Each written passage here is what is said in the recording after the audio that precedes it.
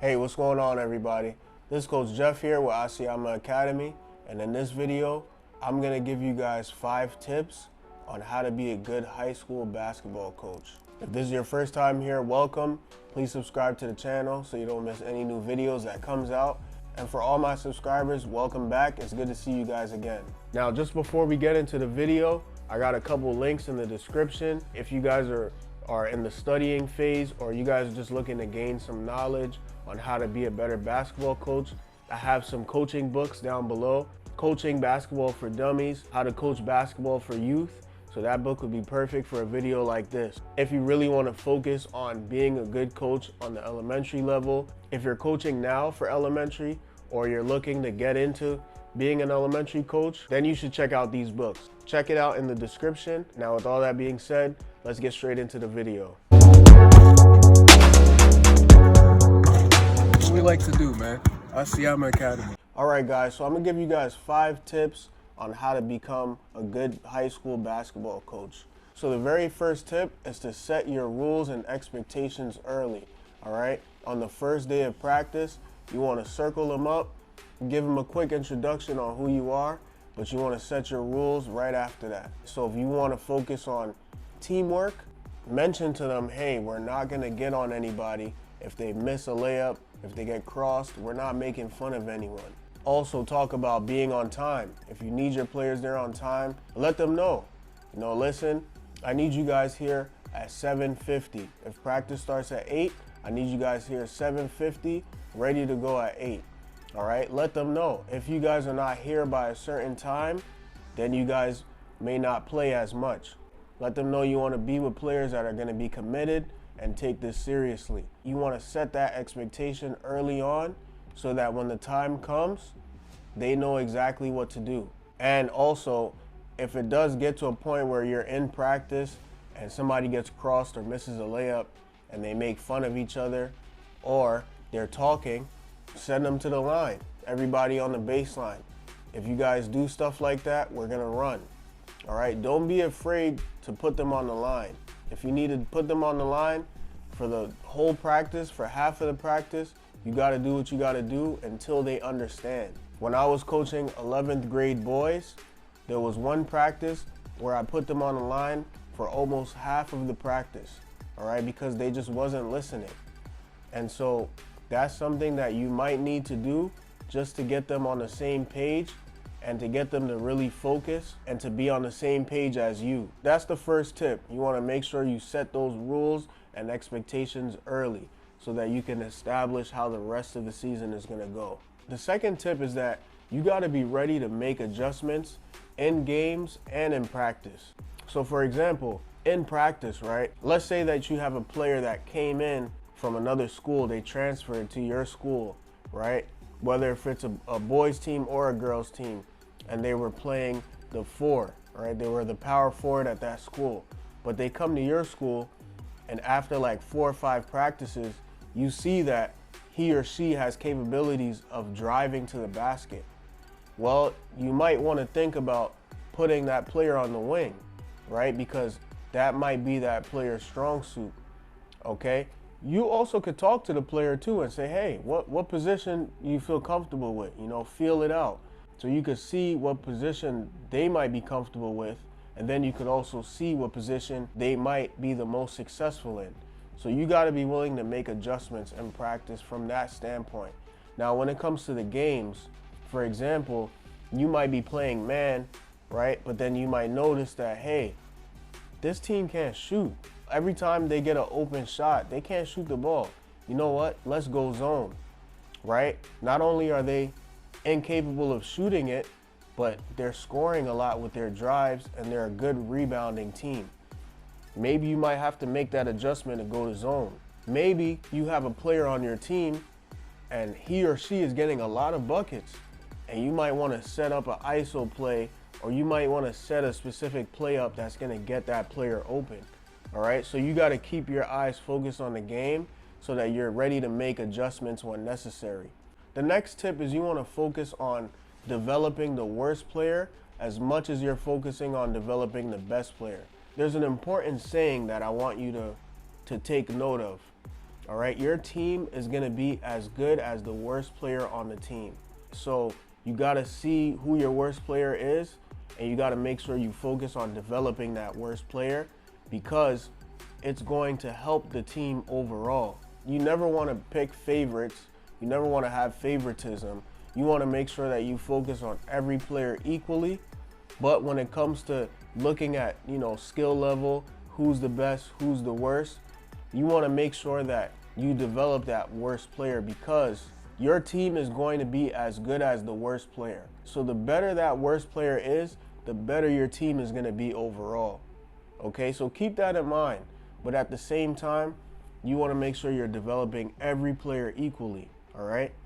Don't focus on a couple players and then leave a couple players out. Okay, you have your starters. It's good to have your starters, but make sure you're focusing on the players on the bench as well. So the next tip that you want to focus on is you want to give a lot of positive reinforcement. You want to make sure that you remind each player what they're good at. Okay, for example, if you know that you have a player that's a lockdown defender and you know that they're the best defender on the team, remind that player. Let them know, hey, I need you to lock down this player, okay? And I know you can do it. I know you have what it takes, all right? You're a great defender and you're really quick on your feet. I know you can do it, all right? Give them a little dap, high five, whatever, and let them go. That's exactly what you want to do, all right? You want to speak positivity into the team overall, but you also want to speak positivity in each player as well. Remind them what their strengths are. If you have a great rebounder, let that player know, hey, I love the way that you rebound. We're going to need that tonight, all right? Make sure you be a force. Do what you do best, okay? If you have a scorer, let that player know, hey, bring it home for us, all right? Be aggressive. Don't hold back. Do your thing and play your game and be confident. That's another thing. Remind all your players to be confident. Do not let them hesitate, and don't take a player out if they miss a shot, because that's going to discourage them. Now, if you run a specific play, right, or if you say, hey guys, we need a layup, and they take a jump shot and you take them out, fine, I understand that, that's fine. But when these players get in the game, they got to get loose, they got to get their rhythm going. So try not to take them out so quick, okay? Let them learn, let them try to get into it, and then you go from there, all right? But for me, I like it when all my players are confident, all my players are being aggressive, and they're decisive with their decisions, all right? You don't want a player that goes in the game and they're thinking too much. So make sure you remind all your players what they're good at, and you go from there. And the last tip is to focus on building good team chemistry. Get them to build good habits. So for example, if the game is going on, get the bench to clap. Get them to cheer the players on the court. If your team is on defense, let them chant defense. Okay, in practice, let them give each other high fives. You want to encourage those things. Give high fives, positive reinforcements. If a team loses and they're running lines or whatever the punishment is, you want the winning team to clap, cheer on the losing team, things like that. You want to build certain habits that's going to build chemistry. Let them play a couple competitive games against each other at the end of practice. Make sure that it's a healthy game and it's a competitive game, but they're building their chemistry and they're building good habits. Okay, so those are the things that you want to focus on and things that you want to work on, especially if you're trying to focus on strengthening your team's chemistry and having them stay on the same page in every situation. So those are the 5 tips for you guys. The last thing that I want to mention is that when you're coaching, especially on a high school team, it gets pretty competitive. When you're coaching, it's a big thing, right? When you're coaching this level, it matters because you got coaches that are looking at these players, right? And then also, you're also trying to compete. You want to win. You want to win state championships. If you're in Canada, you're competing for OFSA, things like that, right? You want to focus on that. You want to try to be competitive. And remember, when you're coaching basketball, it's kind of like chess. You're kind of playing chess. Every piece that you put into the game, every position that you have a player playing, it's all in strategy. You're trying to come up with a strategic thing so that you can put yourself and your team in positions to win. If you notice in the beginning of the game, you have a shooting guard that's doing well with facilitating the ball and you have your small forward or your power forward, they're shooting the ball and they're hitting a lot of threes, you might want to make that adjustment and move your shooting guard to the 1, right? And then move your power forward or your small forward to the 2. You know, maybe you're using the same plays, but you're designating that forward or that small forward as the shooter. All right, so you're trying to get that player open.